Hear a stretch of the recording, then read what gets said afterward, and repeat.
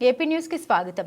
అక్రమ కర్ణాటక మద్యం విక్రయిస్తున్న వ్యక్తిని అరెస్టు చేసినట్లు వాంటౌన్ విశ్వనాథ్ రెడ్డి తెలియజేశారు. ఆయన మీడియాకు వెల్లడిస్తూ శనివారం ఉదయం ఎంజీఆర్ వీధిలో పకడా కుమార్ అనే వ్యక్తి అక్రమంగా విక్రయిస్తున్న 8,515 విలువ చేసే 270 కర్ణాటక మద్యం ప్యాకెట్లను స్వాధీనం చేసుకుని అతన్ని అరెస్టు చేసినట్టు వెల్లడించారు. ఎవరైనా అక్రమ మద్యం విక్రయిస్తే కఠిన చర్యలు తప్పదని హెచ్చరించారు.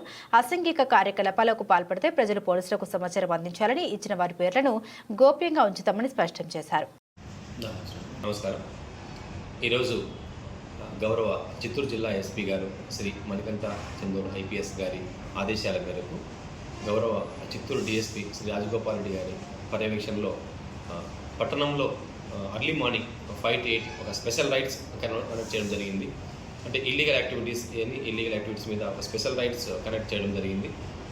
ఇందులో భాగంగానే ఈరోజు 1 టౌన్ పోలీస్ స్టేషన్ నుంచి రైడ్ టీము అలాంగ్ విత్ మాజాదార్స్తో ఇక్కడ ఎంజీఆర్ స్ట్రీట్లో కుమార్ అలియాస్ పకోడా కుమార్ అనే అతను కర్ణాటక చెందిన మద్యం అమృత్ సిల్వర్ కప్స్ అనే 90 ml ప్యాకెట్స్ 260 ప్యాకెట్స్ పొజిషన్లో కలిగి ఉండి ఇల్లీగల్ గెయిన్ కోసం సేల్ చేస్తుండగా ఇది పర్మిట్లెస్ కాబట్టి అతన్ని అరెస్ట్ చేయడం జరిగింది.